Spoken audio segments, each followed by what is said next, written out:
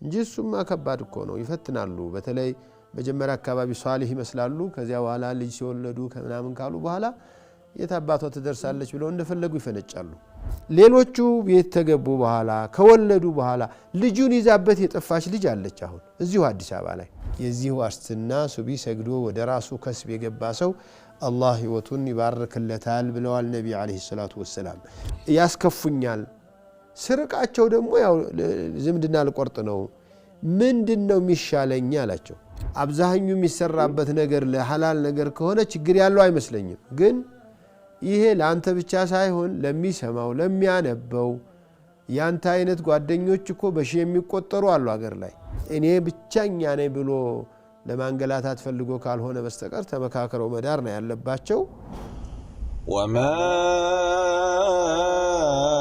أرسلنا قبلك إلا رجالا نوحي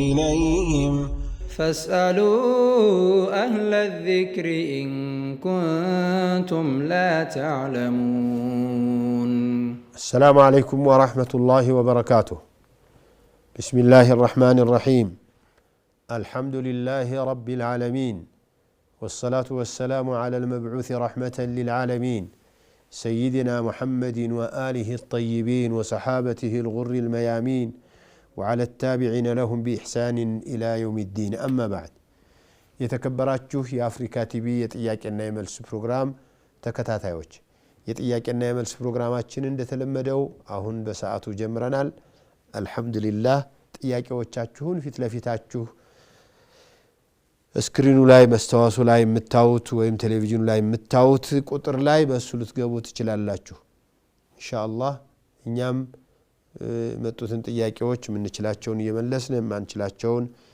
ለሚቀጥለው እየተውነን እናልፋለን ኢንሻአላህ السلام عليكم ورحمة الله وعليكم السلام ورحمة الله وبركاته مرحبا الشيخ ጀናባ ሆነን ቁርአን መቅራት እንዴት ይታያል በቃልም ሆነ በቃልም ማለት ነው እና ደግሞ ጀናባ ሆኖ ቁርአን አለ መቅራቱን ይመርጣሉ ዑለማዎች በቃልም ቢሆን ተሎ ማስወገድ የሚቻል በመሆኑ ጀናባ የሆነ ሰው ተሎ ይታጠብና ወደ ቁርአን ይዙር እንጂ ጀናባ የሆነ አይቅራ የሚለው የአብዛኛው ዑለማዎች መመሪያ ነው በዚህ መሰረት ሁላችንም ጀናባ ላይ ስንሆን ቁርአን አንቀራም አዝካር الصباح አዝካር المساء እንደዚህ ከሆነ ከአዝካር ጋር አብሮ የሚመጣ ካልሆነ በስተቀር እሺ ሌላው ደግሞ ሱብሂ ሰላት ወቅት ያልሰገደ ሰው አላህ ሪዝቅ እንዳይጠይቀኝ ብለዋል ይባላልና አሁን አንዳንዴ ሱብሂ ወይ አርፍደን ተነስተን ተጋለበት ተነስተን ሰዓት እንሰግዳለን እና በዛ ሰዓት አላህን ሪዝቅ ለመጠየቅ በቃ የሆነ ወቅት ያልሰገደ ሪዝቅ እንዳይጠይቀኝ ብለዋል ስለሚባል ዱዓም ለማድረግ على كل حال ሱብሂ ያልሰገደም ዙሁር ያልሰገደም ሁሉንም ያልሰገደም አላህ እየመገበ ነው ያለው ግን እንዲያው አላህ ረድኤት እንዲያበዛለት የሪዝቅ በር እንዲከፈትለት ሱብሂ የሰገደ የዚህ ዋስትና ሱብሂ ሰግዶ ወደ ራሱ ከስብ የገባ ሰው አላህ ህይወቱን ይባርክለታል ብለዋል ነብዩ አለይሂ ሰላቱ ወሰለም ስለዚህ ሱብሂ ሳይሰግድ አላህን ሳያከብር ስጠይ ማለቱ አያሳፍርም ወይ እንዴ አንተ ያዘዝኩህን ቢብለሃው እኔ ለምን ትጠይቀኛለህ ቢለውስ ነገር ነው ሱብሂ ብቻ አይደለም ሌሎችም ዒባዳዎች ላይ ያለ ሰው ዒባዳችን ላይ ያለ ሰው ሌሎችንም ወንጀሎች እንደልቡ የሚደፍር ሰው እንደገና ውሃ ጠማኝ ያ ረቢ ውሃ ስጠኝ ራበኝ ያ ረቢ አብላኝ ብሎ መጠየቅ ያሳፍራል ሊያፍር ይገባዋል እንደማለት ነው እሺ ጀዛከላህ بارك الله فيك السلام عليكم ورحمة الله وبركاته وعليكم السلام ورحمة الله وبركاته نعم እና የሆነ የወንድሜ ብር ነበረ ايوه ብሬ ወንድሜ ወታደር ነበር እሺ እና የደም ካሳ ብለው መንግስት ብር ሰጠን እሱን ምን እናድርግበት የሚለውን ለማወቅ ፈልገን እሱ ሞተና ነው አላህ ይማረው እሱ ሲሞት የሱ ከሱ ጋራ የሱ ንብረት የሆነ ወይም ለሱ ካሳ የመጣው ነገር ሁሉ በሙሉ የወራሾቹ ነው ወራሾቹ ማን ናቸው ልጅ አለው ልጅ የለውም እናት አባት እህት ወንድም አለ በቃ እነሱ ናቸው የሚወርሱትና አባት ልጅ ምናምንም ስለሌለው እናት አባት አለው አውኮ የሱ አባት አሁን አባቱ እናቱ ወንድምና እህቶች አሉት ሁሎችም ይወርሳሉ እነዚህ ምንም አይሆንም የደም ምናምን ስለሆነ حرام አይሆንብንም حرام አይደለም ምን حرام ቢሆን መች ውሰዱ ይላል አላህ እሺ በቃ እነሱ የደም ማለት ምን ማለታቸው ነው እኔ እንጃ የደም ተብሎ የሆነ ካሳውን መጧሪያ ማለት አይደል እንደዛ ይሆን አላወቅንም ለቤተሰብ መጧሪያ ይሆናል እንደዚያ ነው የማቀው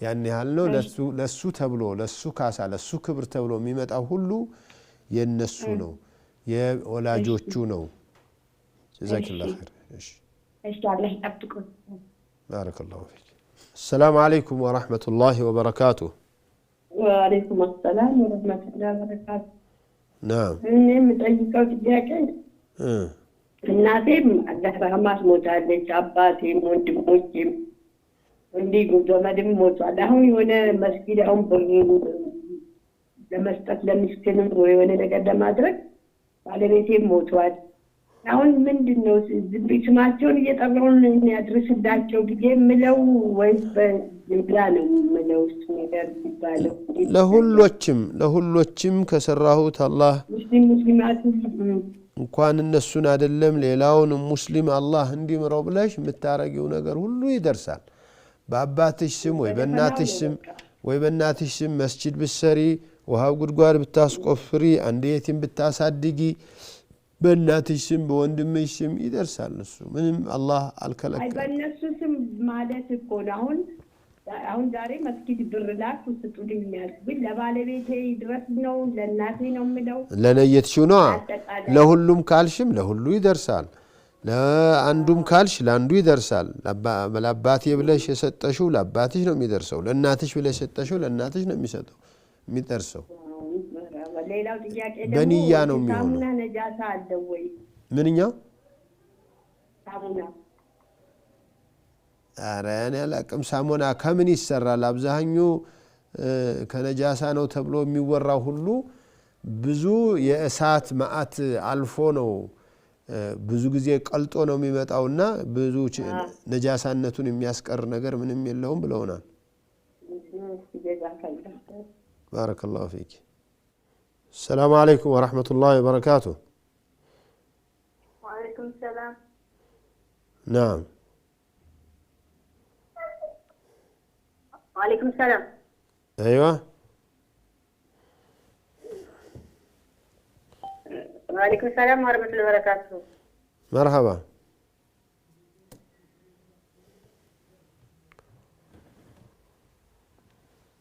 نقارنيا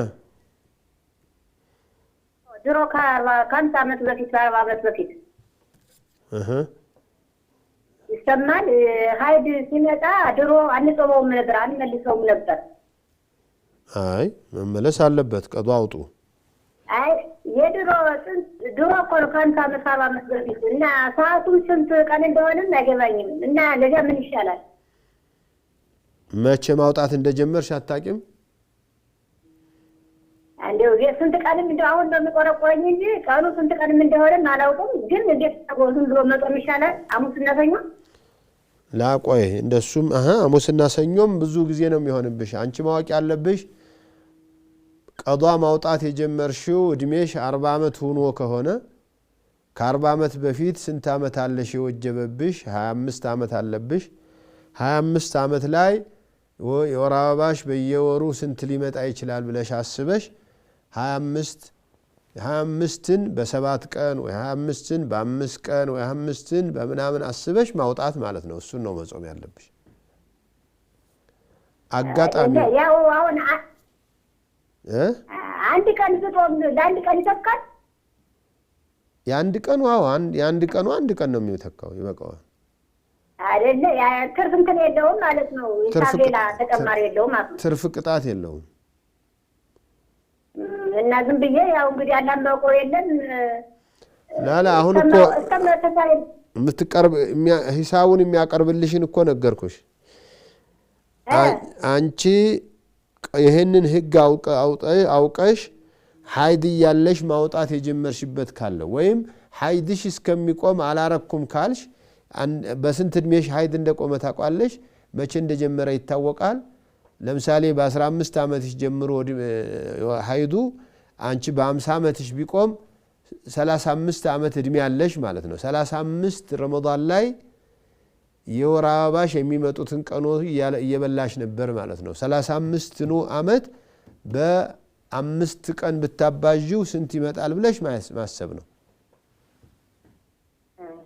እንደዚህ ያርክ ልቁም አይደል ኢንሻአላህ እሺ ጀዛከላህ طيب بارك الله فيك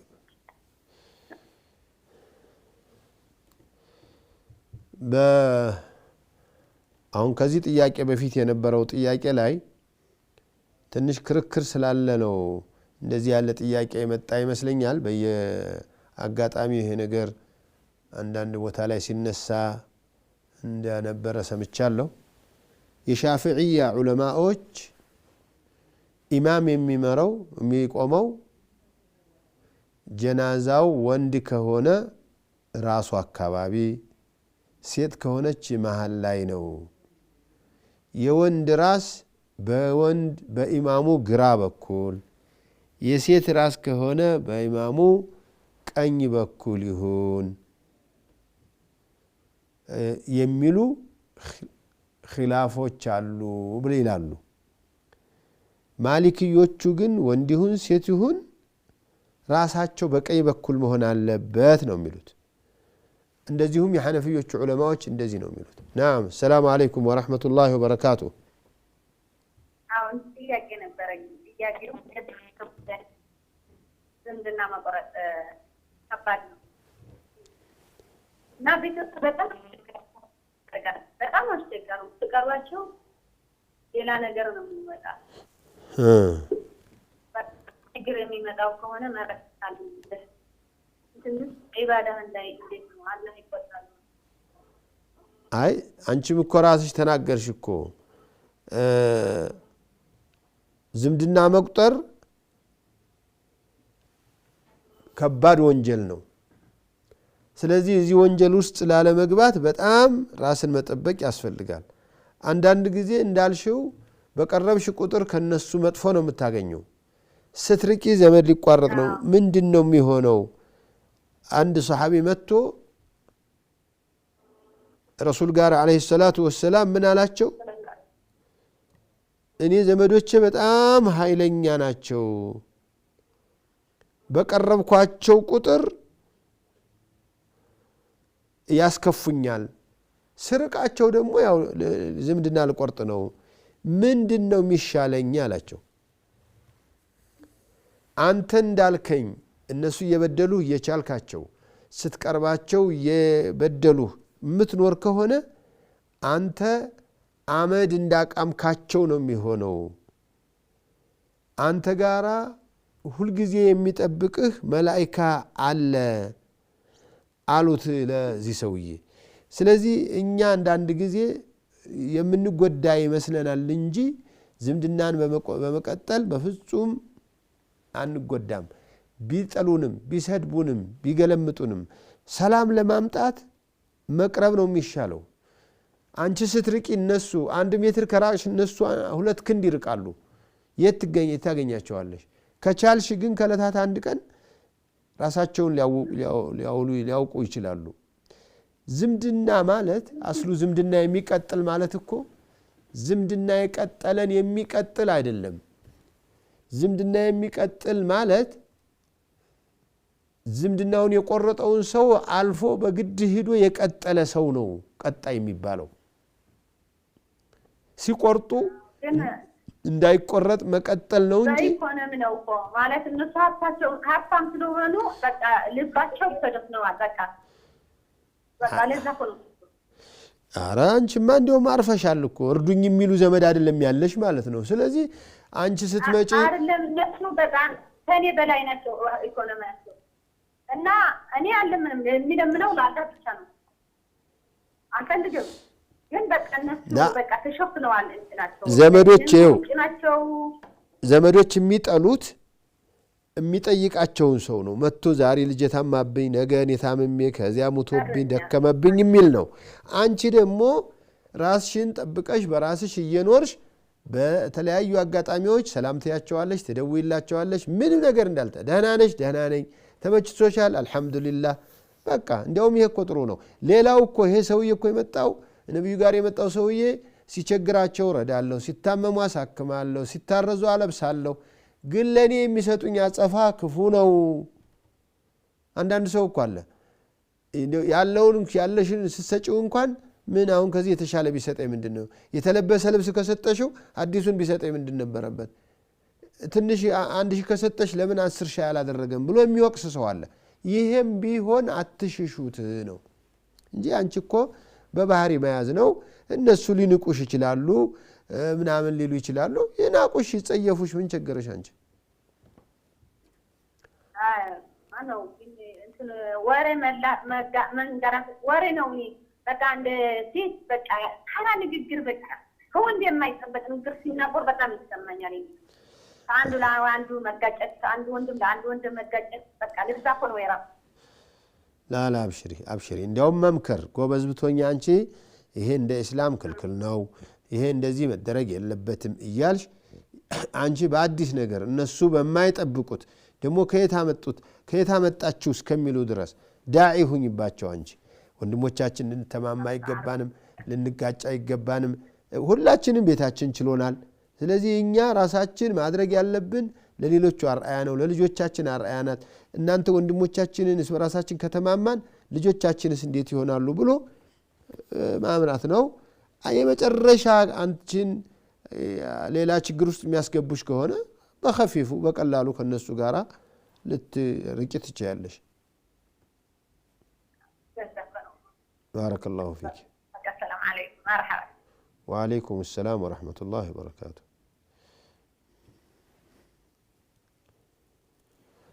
طيب جزاكم الله خير بارك الله فيكم كتنش رفت بኋላ ተመልሰን የቀሩትን ጥያቄዎች እናያለን። ለጊዜው ወደ ረፍት እንሄዳለን። ብዙ አትራቁ።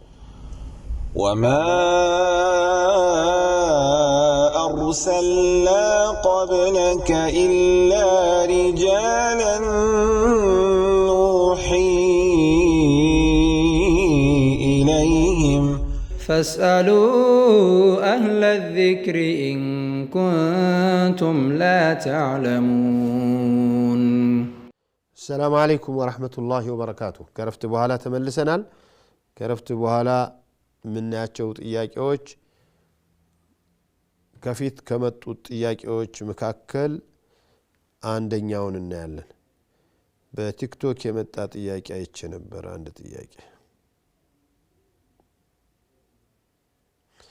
ከጥያቄዎች መካከል አንዱ እንዴት ነው መጠየቅ የምችለው የሚል አለ። ናም ሰላም አለይኩም ወራህመቱላህ። ወአለይኩም ሰላም። ናም ጥያቄ ነበር። መርሐባ። አዛን እየተባለ የሚያወራ ሰው ሲሞት ያደረገ ነው የሚባለው ይታያል። አዛን እየተባለ የሚያወራ ሰው ሲሞት ያደረገ ነው የሚባለው ይታያል። አዛን እየተባለ የሚያወራ ሲሞት ያደረገ ነው የሚባለው ይታያል። አረን ያላቀም እሱ አዛን እየተባለ ማውራቱ የተጠላ ነው ይላሉ ዑለማዎች እንጂ በእንዲህ ያለ ነገር ላይ ይሄን ያህል ዛቻ እንዳለበት አላውቅም። جزاك الله خير. السلام عليكم ورحمة الله وبركاته. وعليكم السلام ورحمة الله وبركاته. شيخ ጥያቄ ነበረኝ። مرحبا. ከባለቤቴ ተጋጭቼ ነበረ እና ከዚህ በፊት 3 ልጆች አሉን። ሶስቴ ጥሎኝ ይሄዳል። ሄዶ ከዚህ በፊት ሽማግሌ አስታርቆኝ ነበረ። የት ይሄዳል ማለት ጥሎሽ ይወጣል ከቤት? ከቤት ጥሎን ይወጣል። አዎ ጥሎኝ ከቤት ይወጣል። አሁን ለሶስተኛ ጊዜ ነው ለአራተኛ ጊዜ ወጣ። ያ አላህ 6 ወር ይሆናል። ቀለብም አይሰጥም። ለልጆቹንም ስልክ ዘግቶ ምንም ነገር የለም። በሽማግሌ ጠይቄ ነበረ። ሽማግሌዎችን ያጉላላ ነገ ከነገ ወዲያ እንደዚህ ያለ አንዴ አልፈልጋትም ይላል። ቤተሰቦቼም ጋር ደውሎ የፍቺ ወረቀት ተስጠኝ አልፈልግም ይላል ደጋግሞ እና ምንም መፍትሄ አላገኘውም። 6 ወር ነው ከተለያየን። አሁን ሽማግሌ ጉዳዩን እንደ አዲስ ይዞታል። ከዚህ በፊት አንዴ ተፋተን ተለያይተን ታርቀናል። ተፋታችሁ ነበር? አዎ ተፋተን ነበር ከዚህ በፊት እኮ አንድ ጊዜ ተፋታችሁ ታረቃችሁ። አሁን ሁለት ኒካህ አላችሁ ማለት ነው። መመለስ ትችላላችሁ። ግን ደጋግሞ በቃ አልፈልግም ፈትቻታለሁ ይላል። ለኔ ሳይሆን ቀጥታ ለቤተሰቦቼ እኮ ፈትቻታለሁ እያለ ማውራቱ እኮ ቁጥሩን አይጨምረውም አያበዛውም። ያንኑ እየነገረ ነው። ለአንዱ ሲያገኘው ለአጎትሽ ሲያገኝ ፈትቻታለሁ፣ ለአባትሽ ሲያገኝ ፈትቻታለሁ፣ ለሌላ ሰው ሲያገኝ ፈትቻታለሁ ስላለ ፍቹ ሶስቱ አይሄድም። ያው አንዱኑ እየተናገረ ነው ያለው። እና ደግሞ ሌላው ጥያቄ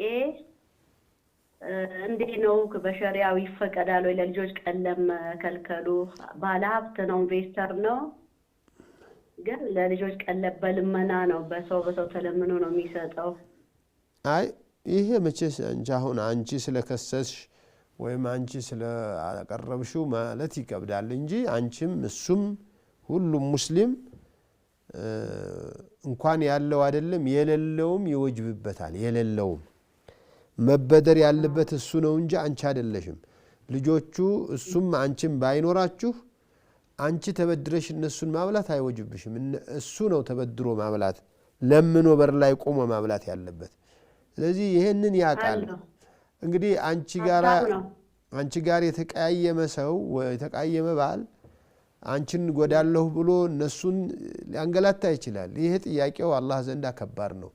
ስለዚህ ልጆቹን ነው የሚያከራተታው።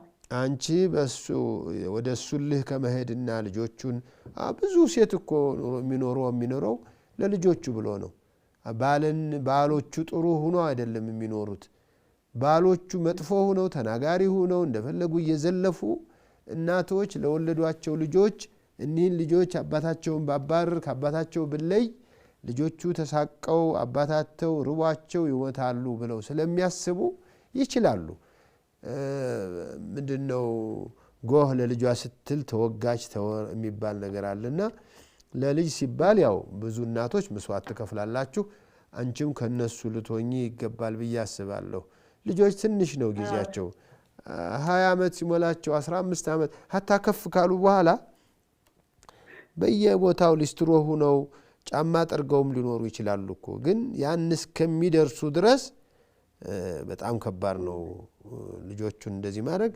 እንግዲህ ሰውየው አላህ ቀልብ ሰጥቶት ልብ ሰጥቶት ለልጆቹ ለባለቤቱ እንዲያዝን አይ ኒካህ የለኝም ብሎ አሁን አልፈታም አይደል? ገና ነው አልፈታም። ግን ሼኽ ሌላ ያልነገርኩት ይሄዳል ሌላ ቦታ ሴቶች ጋር ምናምን ይሄዳል። 2-3 እጅ ከፊት እሱ የሚሄድ ምን እሱ ታየው የመሄዱ አንቺን አሳይቶ አንቺን ነግሮ አይደለም የሚሄደው። ኒካህ አስሮ ሊሆን ይችላል፣ በሐራም ሊሆን ይችላል። እሱ አንቺን አይመለከትም። አንቺና እሱን የሚያገናኛችሁ የልጆቹ ጉዳይ ስለሆነ ልጆቹን እንዴት ያሳድጋል እንዴት ይኖራሉ ብለሽ ከቤተሰብ ጋር መመካከርና መፍትሄውን መውሰድ ነው ኢንሻአላህ። አላህ Subhanahu Wa Ta'ala ለልጆቹም ለእናንተም ኸይሩን አላህ ይምረጥላችሁ። السلام عليكم ورحمة الله وبركاته. وعليكم السلام ورحمة الله. مرحبا. عندك ነበረችና በተመለከተ ኒካህና አጎቷ ነበረ ኒካህ ያሰረላት ያባቷ ወንድም ማለት ነው ያሰረላት እና ያባቷ ወንድም ደግሞ እናቷን ወስዷል። እሷን እናት እና አጋጣሚ ወንድሞች ደግሞ ተውለው አይቻልም እኛ እያለን እሱ ማሰር አይቻልም አሉ። እንዴት ነው ይሄ ነገር? አጎቷ ነው የአባቷ ወንድም ነው? አይ እሱ ቢያስር ምን ችግር የለውም። በተለይ ደግሞ እናቷን ወርሶ በዚህ ቤተሰብ እያሳደገ ነው ያለው። ቢያስርም ምንም ችግር የለውም። ተመካክረው ማሰር ይችላሉ። ሁሉም የመዳር መብት ያላቸው ናቸው። ስለዚህ እኔ ብቻኛ ነኝ ብሎ ለማንገላታት ፈልጎ ካልሆነ በስተቀር ተመካክረው መዳር ነው ያለባቸው። የአባት የእናት ልጅ ካለ እሱ ቢቀድም ነው የሚለው። ከአባት ካጎት እነሱ ይቅደሙ ወይ አጎት ይቅደም። የዑለማዎቹ ኺላፍ ስላለ ብዙም አትጨነቁበት። ቤተሰብ ኑሮ ከዳራት በተለይ ይሄኛው ለየት የሚያደርገው ምንድነው? ልጆቹን ለማሳደግ እናቲቱን ወርሶ እናቲቱ ጋራ ሆኖ የተወያዩ ያደረጉትን ነገር ወንድሞች መተው ያለኛ ላሳር አይሆንም። እሺ። እና ሌላኛው ደግሞ አሁን አንድ ሰው የሆነ ነገር አላህ ይሄንን ካደረገልኝ የሆነ አለት ስለት ማጥፋት ወይ ለምሳሌ አሁን ጾማለው ሊሆን ይችላል ደግሞ ሰላት ተደረገ ቢሆን በተረካት ብቻ ግን እንደዛ ቃል ሊገባ ይችላል እና ያ ነገር ተረሳው አጋጣሚ ማለት ነው። ምንድነው እሱ ቃል እንደገባ ቃል መግባቱን ያስታውሳል ግን ምን እንደተፈጠረ ይረሳል። ይሄ ሰው እንዴት ነው? ከረሳው መቼስ ምን አድርግ ይባላል። ግን ለምሳሌ እስቲ ምሳሌውን ንገሪ። ምን ገብቶ ነው ቃል የረሳው? አይ አሁን እንደምትደርጋለሁ ለማለት ቃል ምን እንደሆነ ረሳው።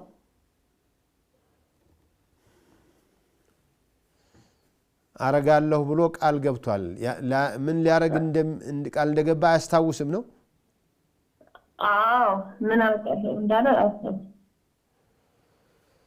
ወላሂ እኔ ማድረግ ያለበት የሚመስለኝ የሚያስታውሰውን ይሰራል፣ የማያስታውሰውን መተው ነው። ምክንያቱም አላስታወሰም አይጠየቅም እኮ። እሺ ይዘከተከል ባረከላሁ ፊክ። نعم السلام عليكم. وعليكم السلام ورحمة الله وبركاته. مرحبا. አሁን ተቋርጦብኝ ነበረ ቅድም ጥያቄ እየጠየኩኝ። ምን ያልሽው ነው? ባለቤቴ ልጆቹን ጥሎብኝ ሄደ። አው እኮ አይ እሱ ወደ ሌላ ሴት ይሄዳል ምናምን ያልሽው እሱ አይመለከትሽም፣ አንቺን አይመለከትም። እሱ ግን ከዚያ ሌላ ያለ እሱን አባብሎ ልጆቹን እንዲንከባከብ የማድረግ ኃላፊነት አንቺ አለብሽ። እንደው ምንም ይሁን ምን እሱ ለምን የፈለገው ይወጣል ዱርያ አይሆንም። ልጅ ከልጆቹ ሐምር ከጠጣ ሼህ ምን ሐምር ይጠጣል እኮ ይጠጣል አይደል? ይጠጣል፣ አይሰግድም። ማለት ነገር አለ እኮ ወንጀል የሚሰሩት ወንዶቹ አይደለ?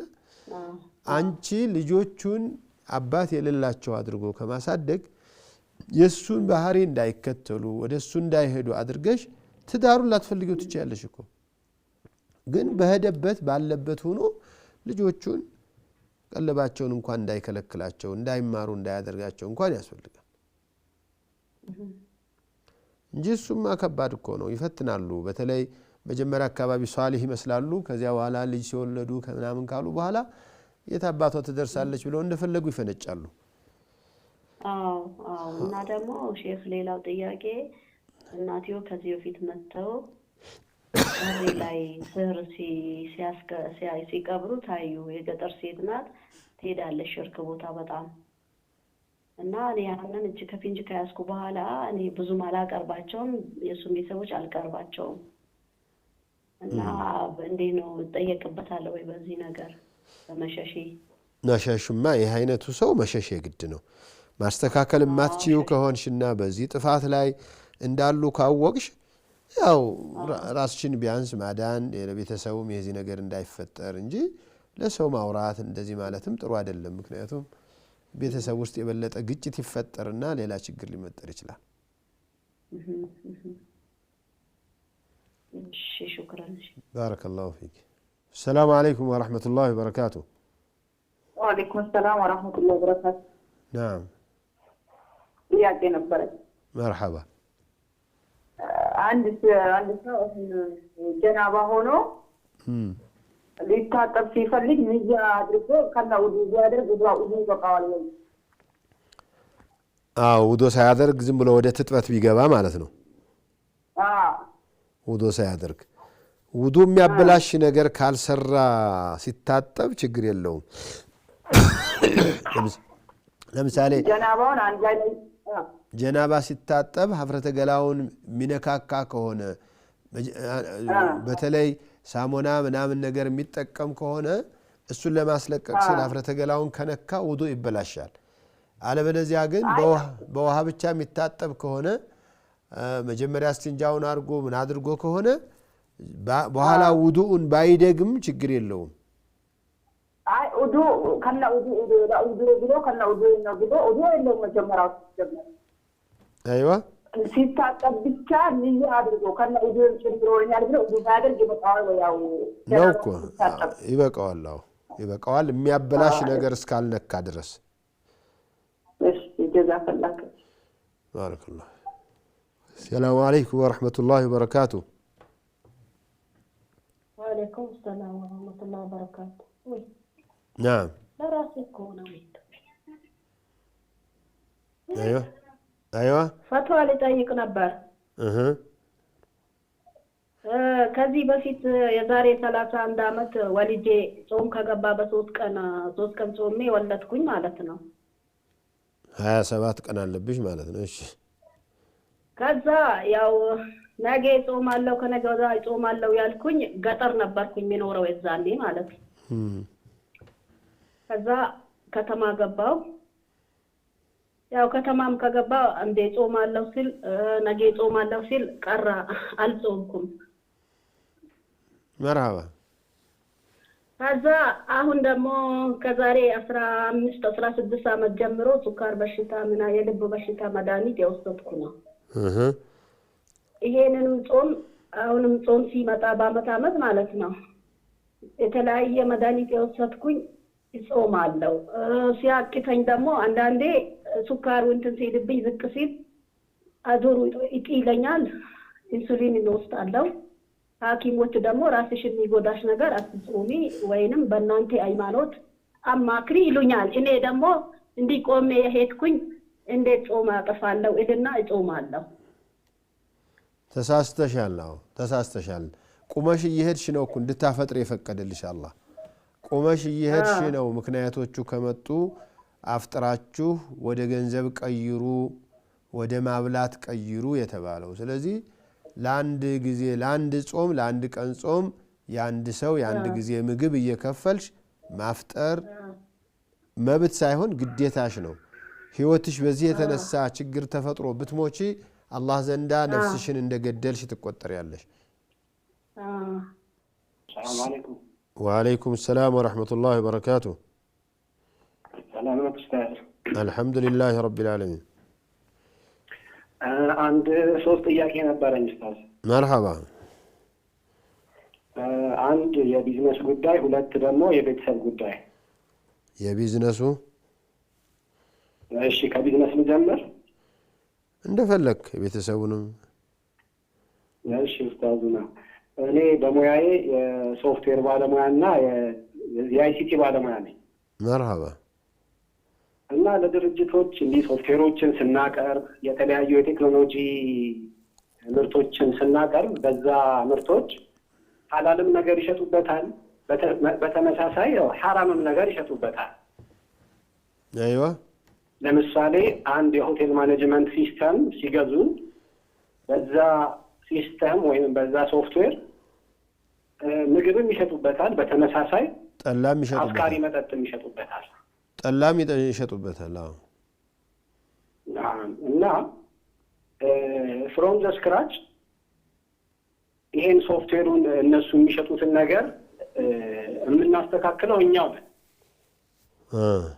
ሲስተሙን የምትዘረጉት የቢራ ዋጋ እያልክ እንደዚህ ነው፣ በጅምላ እንደዚህ በቸርቸራ እንደዚህ እያልክ የምትሰራው አንተ ነህ። በትክክል እና ሆቴሉ ሲንግል ሲሆን ለጊዜያዊ ሲሆን ምናምን አንተ ነህ የምትሰራው። አዎ ያው አንዴ ነው የምንሰራው። በእርግጥ ያው አንዴ ሰርተን እናስረክብና ትንሽ ከበድ ያለች ናት። እኔ እንኳን ማቃቸው በጣም አሁን አንተ ባለሙያ ስለሆንክ ደግሞ ብዙ ነገሮች ሁሉ ልትሰራ ስለምትችል እነዚህን አይነት ጥያቄውን የዑለማው ማህበር የዚህ የፈትዋው ኮሚቴ ቢያየው ደስ ይለኛል። እንደዚህ ነው የምንሰራው እና እኔ ለምሳሌ አሁን እንደው እንትን ሳየው አንተ ሐራም ስሩ አትላቸውም። አብዛኛው የሚሰራበት ነገር ለሐላል ነገር ከሆነ ችግር ያለው አይመስለኝም። ግን ይሄ ለአንተ ብቻ ሳይሆን ለሚሰማው ለሚያነበው ያንተ አይነት ጓደኞች እኮ በሺ የሚቆጠሩ አሉ አገር ላይ። እነዚህ ወንድሞች ስተት ከሆነ ስተት ላይ እንዳይገቡ ለዑለማው ብታቀርብና ብትጽፍና ብናየው ዑለማዎች ጋር ቁጭ ብለን ያሉትን ብንሰማ በጣም ደስ ይለኝ ነበር። ጀዛከላሁ ኸይር። ለኸይር ምንጭ መነሻውን አላህ አንተን አድርጎ የሚያመጣው ኸይር ተካፋይ እንድትሆን ሐሳቡን አብራርተህ እንደ ቢላዋ ማለት ነው። እንደ ቢላዋ ታውቃለህ? ቢላዋ የሚሰራ ሰው ስለት ነው። ቢላዋ ብዙ ነገር የሚሰራበት ቢላዋ ጥሩ ነገር ነው። ግን የሆነ ሰው ዝም ብሎ ያረባ ሰው ሊገልበት ሁሉ ይችላል። እና ሰው ማረድ ሊያሰጋ ስለሚችል ቢላዋ አይሰራ አንልም። ቴሌቪዥን ላይ ብዙ ጥሩ ነገሮች እንሰማለን። አሁን ይሄው ቴሌቪዥን ላይ ሆነ ነው የምሰማው ይሄን ነገር። ቴሌቪዥን ላይ ደግሞ ታላቁ ምንድነው ታላቁ ፊልም ታናሹ ፊልም ብሎ በጣም የወረደ የሚያሳፍር ሌላም አለ ረስቼዋለሁ እንጂ የሆነ ነገር እንደዚህ ያሉ ነገሮች ይታዩበታልና ቴሌቪዥን መሰራት አልነበረበትም። ቴሌፎኑ ይሄ ቴሌፎኑ ነው አሁን ያለሁበት ቲክቶክ ላይ ስትገባ ምድናየው በላ አለ። እኔ አሁን በቲክቶክ ደግሞ ይሄው ልጆችን ያስገብቼ ወንድሞቼ እየተከታተሉ ትምህርት እየጠየቁ እየተማራችሁ ነው ያላችሁት። እና ይሄ ነገር እንዴት ነው ብሎ ጠይቀህ ዑለማዎች አንድ ወጥ መመሪያ ቢሰጡበትና መጠንቀቅ ያለባችሁ ነገር መሰረታዊ ነገሮች ቢያስቀምጡ በጣም ደስ ይለኛልና በጽሁፍ ብትልክልኝ ደስ ይለኛል። እኔ አቀርበዋለሁኝ። እኔ የጽህፈት ቤቱ ኃላፊ ነኝ። እሺ ኡስታዝ ጀዛከላ። ሌላው ጥያቄ የቤተሰቡ ጉዳይ የቤተሰብ ጉዳይ ከአንደኛው ነው። አንዱ የትዳር ጉዳይ ነው፣ የኔው ጉዳይ ነውና ያገባሁት አይ ቲንክ በቅርቡ ነው። እና ያው ሚስቴንም የመረጥኳት ዲኗን ብቻ ብዬ ነው፣ ሌላ ምንም ነገር አላየውም። ፋይናሊ ያው ተጋባን። ኢቨን ሳገባት እንኳን ስለ መልኳን ወይ ስለ ሌላ ስታተሷም አልተጨነቅኩኝ። በቃ ቶታሊቲ ሰው ዲን ካላት አልኩኝ። ማሻአላህ በዲን በኩልም ቆንጆ በስብዕናም በኩል ቆንጆ አይነት ባለቤት አጋጠመችኝ። አልহামዱሊላህ። ፋይናሊ ያው እሷ ተራርቀን ያለን እሷ የኮሌጅ ተማሪ ነች፣ የመጨረሻ ዓመት ተማሪ ነች። እኔ ደግሞ ያው ስራ ላይ ነው ያለሁት እና ኦልሬዲ ሼር እንደራረጋለን ኢንፎርሜሽኖችን። ግን ተራርቃችሁ ማለት ተገናኝታችሁ ታውቃላችሁ? አይ የኢትዮጵያ ውስጥ ነው። ረፍቷ ጊዜ ትመጣለች። ተማሪ ስለሆነች የረፍቷ ጊዜ ትሄዳለህ አንተም? እሺ።